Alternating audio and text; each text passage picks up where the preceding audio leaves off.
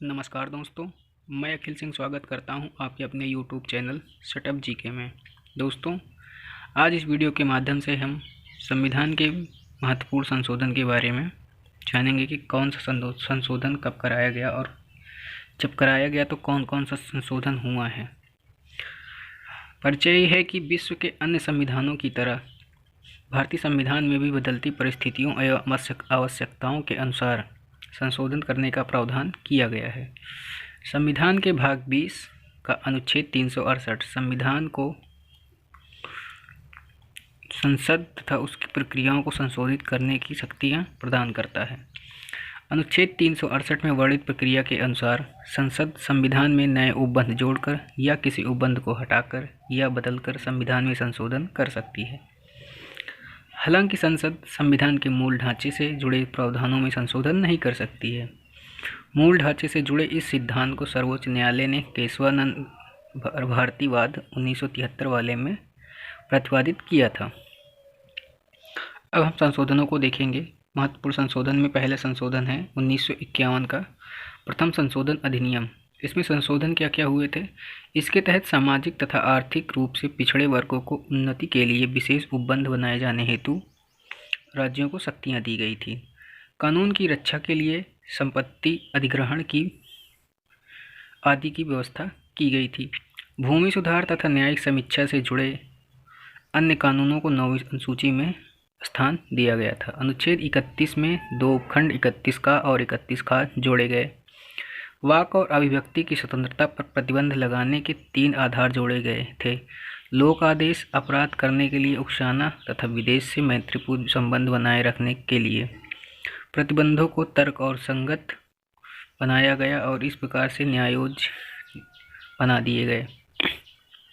यह व्यवस्था की गई कि राज्य ट्रेडिंग और राज्य द्वारा किसी व्यवसाय या व्यापार के राष्ट्रीयकरण को केवल इस आधार पर अवैध घोषित नहीं किया जा सकता कि वह व्यापार या व्यवसाय अधिकार का उल्लंघन करता है। उसके बाद चौथा संशोधन अधिनियम 1955। संशोधन क्या क्या हुए कि निजी संपत्तियों के अनिवार्य अधिग्रहण के स्थान पर दिए जाने वाले भत्ते क्षतिपूर्ति की मात्रा को न्यायालयों में जांच के दायरे से बाहर कर दिया गया है। राज्य को किसी भी व्यापार का राष्ट्रीयकरण करने का अधिकार दिया गया या प्राधिकृत किया गया। 9वीं अनुसूची में कुछ और कानून अधिनियम जोड़े गए।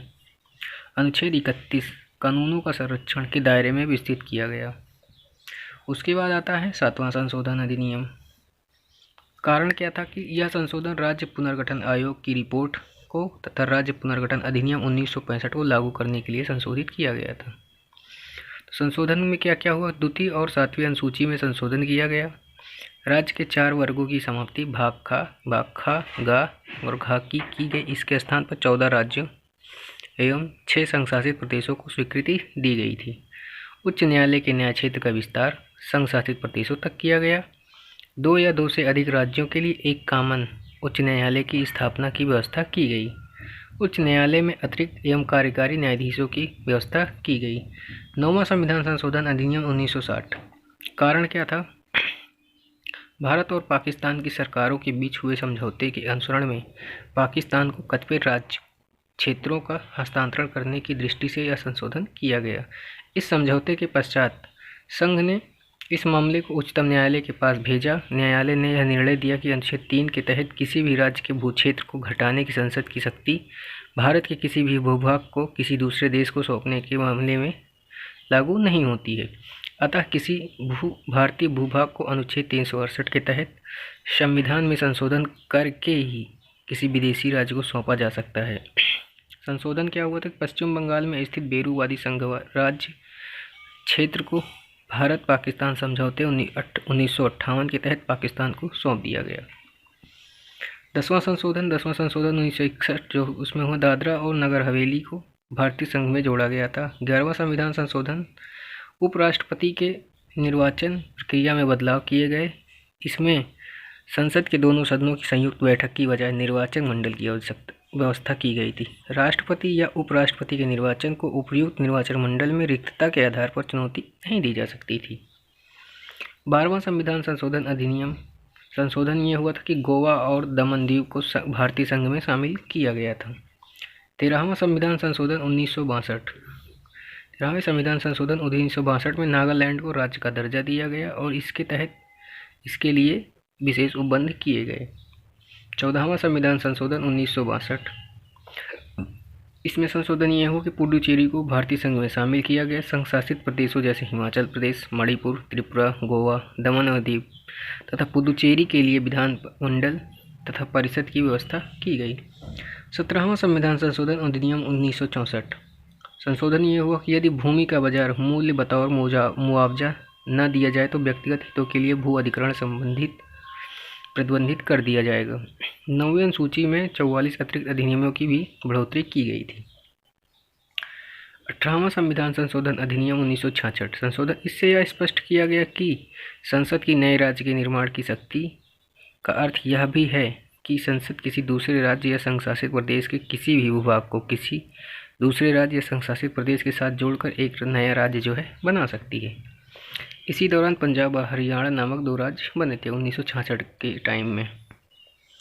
21वां संविधान संशोधन 1967। संविधान में सिंधी भाषा को 8वीं अनुसूची में 15वीं भाषा के रूप में जोड़ा गया था। 24वां संविधान संशोधन अधिनियम 1971। संविधान संसद को यह शक्ति दी गई कि वह अनुच्छेद 13 और 368 में संशोधन कर मौलिक अधिकारों सहित संविधान के किसी भाग में संशोधन कर सकती है और संविधान संशोधन विधेयक पर राष्ट्रपति की मंजूरी देने के लिए बाध्य कर दिया गया। 25वें संविधान संशोधन अधिनियम 1971 में यह हुआ कि संपत्ति के मौलिक अधिकार में कटौती की गई। यह व्यवस्था की गई कि अनुच्छेद 39 ख और यज्ञा में वर्णित नीति निर्देशक तत्वों को प्रभावी करने के लिए किसी विधि को इस प्रकार आधार पर चुनौती नहीं दी सकती कि वह अनुच्छेद 14, 19 और 31 द्वारा मौलिक अधिकारों के संबंध में गारंटी का उल्लंघन करता है। 26वां संविधान संशोधन अधिनियम 1971। संविधान के संशोधन ये हुआ था कि इसके तहत देशी राज्यों के भूतपूर्व नरेशों के विशेषाधिकार को प्रीवीवर्स की सुविधाओं को समाप्त किया गया था। 31वां संविधान संशोधन आया था। इसका कारण क्या था कि वर्ष 1971 में की जनगणना के तहत भारत की जनसंख्या में वृद्धि दर्ज की गई थी और संशोधन ये हुआ था कि लोकसभा की सीटों की संख्या 525 से बढ़ाकर 545 कर दिया गया था। 33वां संविधान संशोधन अधिनियम 1974। संशोधन यह हुआ था कि अनुच्छेद 101 और 190 में संशोधन का प्रावधान किया गया ताकि संसद और राज्य विधानमंडलों के सदस्यों का त्यागपत्र अध्यक्ष सभापति केवल तभी स्वीकार कर सकता है जब वह आश्वस्त हो जाए कि त्यागपत्र ऐच्छिक या वास्तविक है। 35वां संविधान संशोधन अधिनियम 1975। संविधान में संशोधन ये किया गया कि सिक्किम को दिए गए संरक्षित राज्य के दर्जे को समाप्त कर दिया गया तथा उसे भारतीय संघ में एक सह राज्य का दर्जा दिया गया। 10वीं अनुसूची को जोड़ा गया और उसमें सिक्किम को भारतीय संघ में शामिल करने संबंधित नियम और शर्तें स्पष्ट की गई। 36वां संविधान संशोधन अधिनियम 1975 जिसमें सिक्किम को भारतीय संघ का पूर्ण राज्य बनाकर 10वीं अनुसूची को समाप्त कर दिया गया। 38वां संविधान संशोधन 1975 में हुआ। संशोधन यह हुआ कि राष्ट्रपति द्वारा आपातकाल की घोषणा को गैर वादयोग्य बना दिया गया। राष्ट्रपति, राज्यपाल एवं केंद्र शासित प्रदेश के प्रशासकों द्वारा जारी अध्यादेशों को गैर वादयोग्य बना दिया गया। राष्ट्रपति को विभिन्न आधारों पर राष्ट्रीय आपातकाल की घोषणा करने की शक्तियाँ दी गई। इसी के साथ ही हमारा पहला लेक्चर समाप्त होता है और इसके आगे के संशोधन को जानने के लिए बने रहिए अगली वीडियो में, और अगली वीडियो हम कल डालेंगे। इसी के साथ वीडियो की समाप्ति होती है। आपको वीडियो कैसी लगी ये ज़रूर बताइए कमेंट सेक्शन में। धन्यवाद।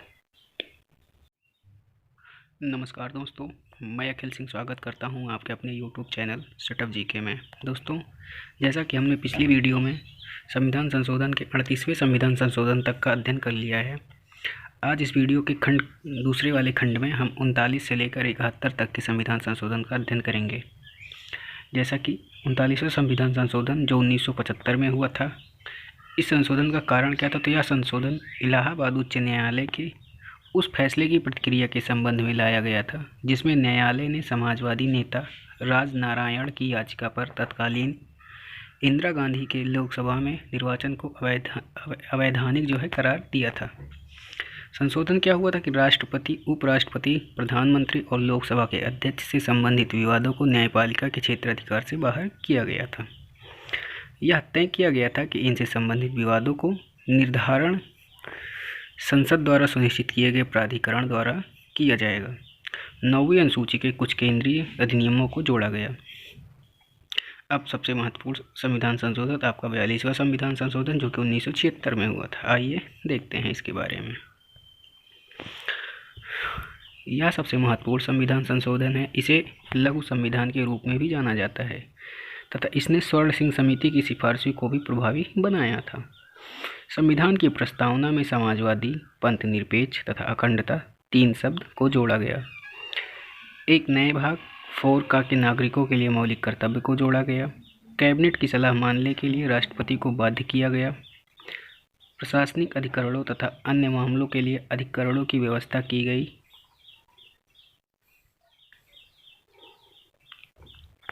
1971 की जनगणना के आधार पर वर्ष 2001 तक को लोकसभा तथा राज्य विधानसभाओं की सीटों की संख्या को निश्चित कर दिया गया। संवैधानिक संशोधन को न्यायिक जायज से बाहर किया गया। सुप्रीम कोर्ट और हाई कोर्ट के न्यायिक समीक्षा तथा रिट न्याय क्षेत्र की शक्तियों को कटौती की गई थी। लोकसभा तथा राज्य विधानसभाओं के कार्यकाल को 5 वर्ष से 6 वर्ष की बढ़ोतरी की गई थी। यह व्यवस्था की गई कि डीपीएसपी के क्रियान्वयन हेतु बनाए गए कानूनों को इस आधार पर अवैध करार नहीं दिया जा सकता कि ये मौलिक अधिकारों का हनन करते हैं। संसद को राष्ट्र विरोधी गतिविधियों से निपटने के लिए विधि बनाने की शक्तियां दी गई तथा यह स्पष्ट किया गया कि ये कानून मौलिक अधिकारों को प्रभावित नहीं करेंगे। 3 निदेशक तत्व जोड़े गए। सामान्य न्याय और निःशुल्क विधिक सहायता, उद्योगों के प्रबंधन में कर्मकारों की सहभागिता, पर्यावरण संरक्षण तथा संवर्धन और वन एवं वन्य जीवों का संरक्षण। भारत में किसी भी भाग में राष्ट्रीय आपात की उद्घोषणा की व्यवस्था की गई। किसी राज्य में राष्ट्रपति शासन की अवधि को एक बार में 6 वर्ष से बढ़ाकर 1 वर्ष तक कर दिया गया था। किसी भी राज्य में कानून और व्यवस्था की गंभीर स्थिति से निपटने के लिए केंद्र को सशस्त्र बलों को भेजने का आधार या शक्तियाँ दी गई थी। 5 विषयों को राज्य सूची में, समवर्ती सूची में भेजा गया था। शिक्षा, वन्य जीवों एवं पक्षियों का संरक्षण, नाप तौल एवं न्याय प्रशासन, उच्चतम न्यायालय एवं उच्च न्यायालय को छोड़कर अन्य सभी न्यायालयों को गठन एवं संगठन, इसको राज्य सूची से समवर्ती सूची में भेज दिया गया था। संसद एवं राज्य विधानसभाओं से कोरम की आवश्यकता की समाप्ति की गई। अखिल भारतीय विधि सेवा के सृजन की व्यवस्था की गई।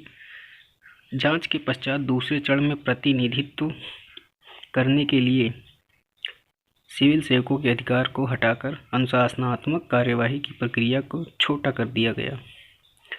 प्रस्तावित दंड के संदर्भ में अब आते हैं आपका 43वां संविधान संशोधन, जो कि 1997 में हुआ था। इसमें क्या क्या संशोधन हुए? तो न्यायिक समीक्षा तथा रिट जारी करने के संदर्भ में सर्वोच्च न्यायालय तथा उच्च न्यायालय के न्यायिक क्षेत्राधिकार को पुनः स्थापित कर दिया गया। राष्ट्र विरोधी गतिविधियों के संदर्भ में विधि बनाने की संसद की विशेष शक्तियों को समाप्त कर दिया गया। अब आता है आपका 44वां संविधान संशोधन, जो 1978 में हुआ था। संशोधन यह हो कि लोकसभा तथा राज्य विधानसभाओं के वास्तविक कार्यकाल को पुनः स्थापित कर दिया गया, अर्थात कि जो 42वें संविधान संशोधन में 6 वर्ष किया गया था उसे 5 वर्ष कर दिया गया। संसद एवं राज्य विधान मंडलों के कोरम की व्यवस्था को पूर्ववत रखा गया। संसदीय विशेषाधिकारों के संबंध में ब्रिटिश हाउस ऑफ कॉमन्स के संदर्भ को हटा दिया गया। संसद एवं राज्य विधान मंडलों की कार्यवाही की खबरों को समाचार पत्रों में प्रकाशन को संवैधानिक संरक्षण दिया गया। कैबिनेट की सलाह को पुनर्विचार के लिए एक बार लौटाने या वापस भेजने के लिए राष्ट्रपति को शक्तियां दी गई, परंतु पुनर्विचारित सलाह को राष्ट्रपति को मानने के लिए बाध्य कर दिया गया। अध्यादेशों को जारी करने के संबंध में राष्ट्रपति, राज्यपालों एवं प्रशासकों की अंतिम संतुष्टि वाले उपबंध को समाप्त कर दिया गया। सर्वोच्च न्यायालय तथा उच्च न्यायालय की कुछ शक्तियों को पुनः बहाल कर दिया गया। आपातकाल के संदर्भ में आंतरिक अशांति शब्द के स्थान पर सशस्त्र विद्रोह शब्द को जोड़ा गया। ये 42वें संविधान संशोधन की बात हो रही है। राष्ट्रपति द्वारा कैबिनेट की लिखित सिफारिश के आधार पर ही राष्ट्रीय आपात की घोषणा करने की व्यवस्था की गई। राष्ट्रपति शासन तथा राष्ट्रीय आपातकाल के संदर्भ में कुछ प्रक्रियात्मक सुरक्षा के उपाय किए गए। मौलिक अधिकारों की सूची में संपत्ति के अधिकार को समाप्त कर दिया गया तथा उसे केवल एक विधिक अधिकार के रूप में रखा गया। अनुच्छेद 20 तथा 21 द्वारा प्रदत्त मूल अधिकारों को राष्ट्रीय आपातकाल के दौरान निलंबित नहीं किए जा सकने की व्यवस्था की गई। इस उपबंध को हटा दिया गया जिसने न्यायपालिका की राष्ट्रपति, उपराष्ट्रपति, प्रधानमंत्री तथा अध्यक्ष के निर्वाचन संबंधी वादों पर निर्णय लेने की शक्ति छीन ली थी। अब बात करेंगे 50वें संविधान संशोधन की। संसद को खुफिया संगठनों या सशस्त्र बलों या खुफिया सूचना हेतु स्थापित दूरसंचार प्रणालियों में कार्य करने वाले व्यक्तियों के मौलिक अधिकारों को प्रतिबंधित कर की शक्ति दी गई। 52वां संविधान संशोधन 1985। कारण क्या था? दल बदल तथा आयाराम और गयाराम राजनीति को रोकने के लिए। संशोधन क्या हुआ कि संसद तथा विधानमंडल के सदस्यों को दल बदल के आधार पर आयोग ठहराने की व्यवस्था की गई तथा इस संदर्भ में विस्तृत जानकारी के लिए एक नई अनुसूची 10वीं अनुसूची जोड़ी गई थी। 58वां संविधान संशोधन जो 1987 में हुआ था। इस संशोधन में राष्ट्रपति को संविधान की प्राधिकृत हिंदी पाठ प्रकाशित करने के लिए अधिकार दिया गया जो कि अनुच्छेद 394 में है। 61वां संविधान संशोधन लोकसभा तथा राज्य विधानसभाओं के चुनावों में मतदान की आयु 21 वर्ष से घटाकर 18 वर्ष कर दी गई। 65वां संविधान संशोधन जो 1990 में हुआ। संशोधन क्या था? SC और ST के लिए राष्ट्रीय आयोग में विशेष अधिकारी के स्थान पर एक बहुसदस्यीय राष्ट्रीय आयोग की स्थापना की व्यवस्था की गई। 69वां संविधान संशोधन जो 1991 में संशोधन क्या हुआ कि केंद्र शासित प्रदेश दिल्ली को विशेष दर्जा देते हुए राष्ट्रीय राजधानी क्षेत्र दिल्ली बनाया गया और दिल्ली के लिए 70 सदस्यीय विधानसभा में 7 सदस्यीय मंत्रिपरिषद की व्यवस्था की गई। 71वां संविधान संशोधन जो कि 1992 में हुआ। तो इस संशोधन में कोंकणी, मणिपुर और नेपाली भाषा को 8वीं अनुसूची में शामिल किया गया। इसके साथ ही अनुसूचित भाषाओं की संख्या 18 हो गई थी। ये रहा आज का संविधान संशोधन और आशा करता हूँ कि ये सभी संविधान संशोधन जो है ये आपको महत्वपूर्ण साबित होंगे और परीक्षाओं में आपके अच्छे अंक दिलवाएंगे। तो बने रहिए अगली वीडियो के लिए। इसके आगे हम कल वीडियो डालेंगे। जब तक के लिए धन्यवाद। नमस्कार दोस्तों, मैं अखिल सिंह स्वागत करता हूं आपके अपने YouTube चैनल सेटअप जीके में।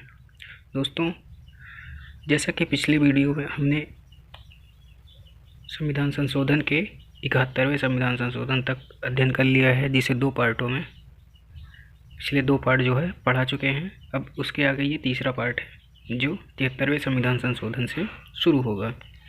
आइए देखते हैं कि 73वां संविधान संशोधन, इसमें क्या क्या संशोधन किए गए हैं।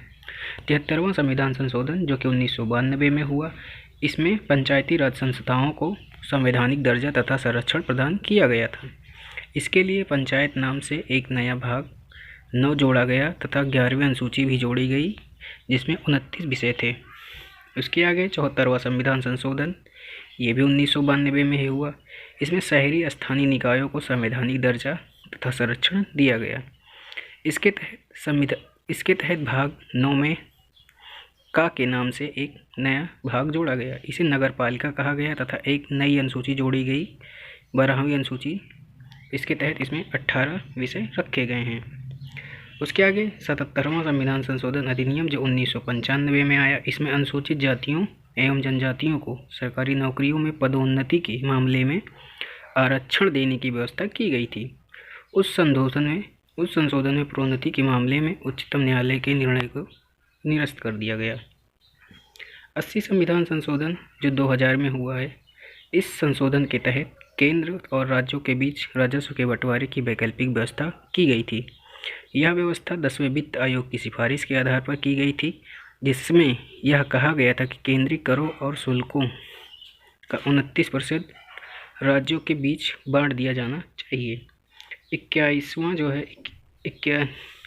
संविधान संशोधन अधिनियम जो है 2000 में आया था। इसमें संशोधन ये हुआ था कि इस संशोधन के तहत राज्यों को अधिकृत किया गया कि वह किसी वर्ष खाली पड़ी हुई आरक्षित सीटों को अलग से रिक्त सीटें माने तथा उन्हें अगले किसी वर्ष में भरे जाने की व्यवस्था करें। इस तरह की अलग से रिक्त पड़ी सीटों को उस वर्ष भरे जाने वाली सीटों जो कि 50% आरक्षण की सीमा को पूरा करती हैं के साथ जोड़कर नहीं देखा जाना चाहिए। इस तरह इस संशोधन में बैकलॉग पदों के आरक्षण में 50% की सीमा को जो है समाप्त कर दिया गया। 82वां संविधान संशोधन अधिनियम जो कि 2000 में हुआ, इसमें अनुसूचित जनजातियों एवं जातियों के लिए केंद्र एवं राज्य की लोक सेवाओं में पदोन्नति के आरक्षण में संदर्भ की परीक्षा में अर्हता में छूट देने का मूल्यांकन एवं मानकों में ढील देने की व्यवस्था की गई थी। 84वां संविधान संशोधन जो कि 2001 में हुआ था,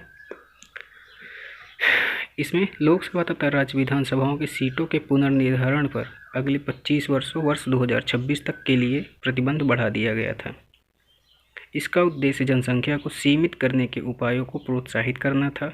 दूसरे शब्दों में लोकसभा तथा राज्य विधानसभाओं में सीटों की संख्या को वर्ष 2026 तक वहीं रखा गया। यह व्यवस्था की गई कि राज्यों के निर्वाचन क्षेत्रों का पुनर्निर्धारण या युक्तिकरण वर्ष 1991 की जनगणना के आधार पर ही होगा। 85वां संविधान संशोधन जिसमें कि अनुसूचित जाति एवं जनजाति के सरकारी सेवकों में पदोन्नति के आरक्षण के संदर्भ में पारिवारिक वरिष्ठता में को जून 1995 से पूर्वव्यापी प्रभाव को मानने में व्यवस्था की गई।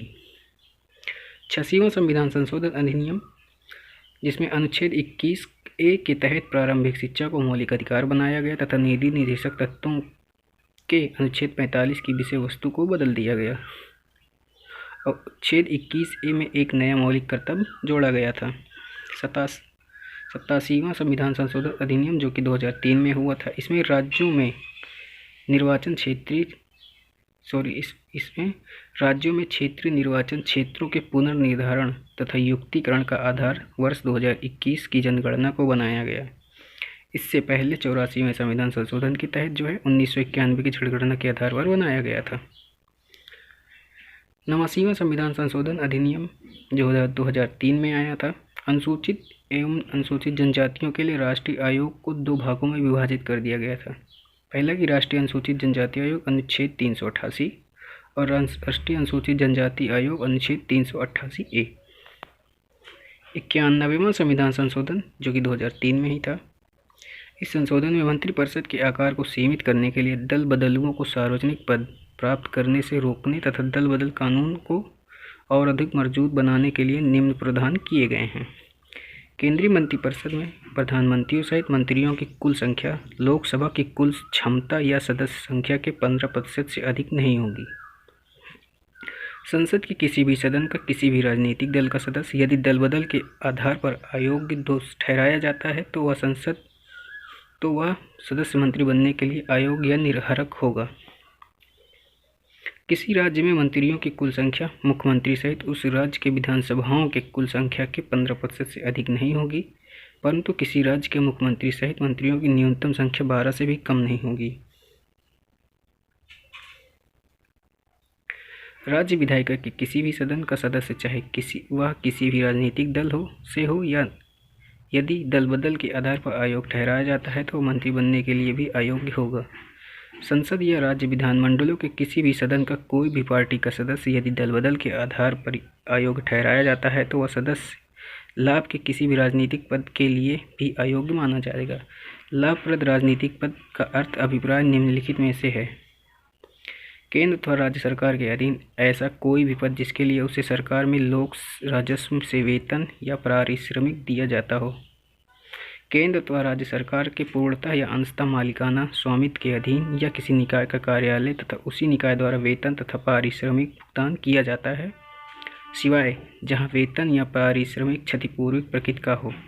अनुच्छेद 368 के तहत 10वीं अनुसूची में वर्णित विधायक दल के 1/3 सदस्यों को दल बदल से अयोग्य घोषित होने से रोकने के प्रावधान को समाप्त कर दिया गया। इसका अर्थ यह हुआ कि दल बदलुओं के बीच फूट के आधार पर कोई उन्हें संरक्षण नहीं प्राप्त होगा।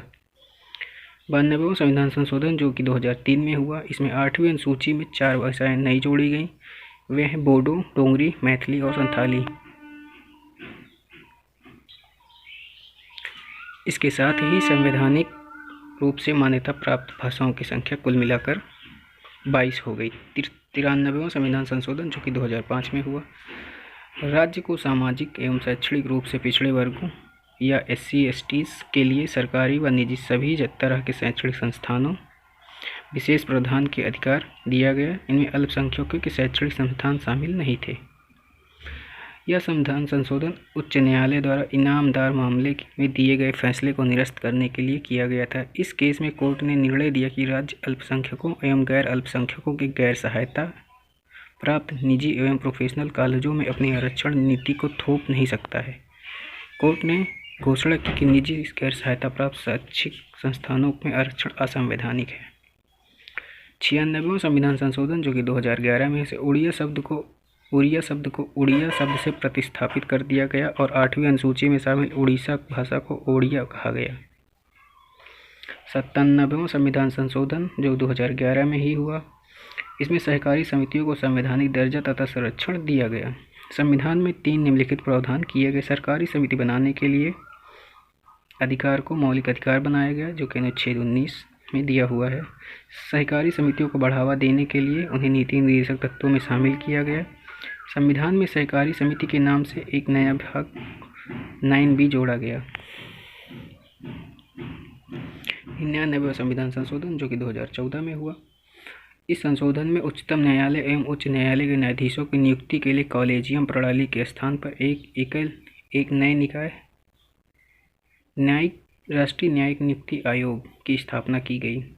हालांकि सर्वोच्च न्यायालय ने वर्ष 2015 में इस संशोधन को असंवैधानिक एवं शून्य घोषित करते हुए कॉलेजियम प्रणाली को फिर से बहाल कर दिया था। 100वां संविधान संशोधन अधिनियम 2014,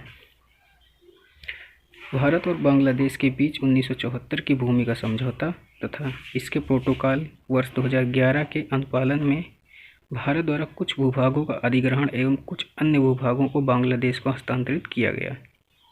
भूखंडों का आदान प्रदान तथा अवैध अधिग्रहण को हस्तांतरित कर दिया गया। इस उद्देश्य के लिए संविधान की प्रथम अनुसूची में 4 राज्यों के क्षेत्र असम, पश्चिम बंगाल, मेघालय एवं त्रिपुरा संबंधित प्रावधानों को संशोधन किया गया।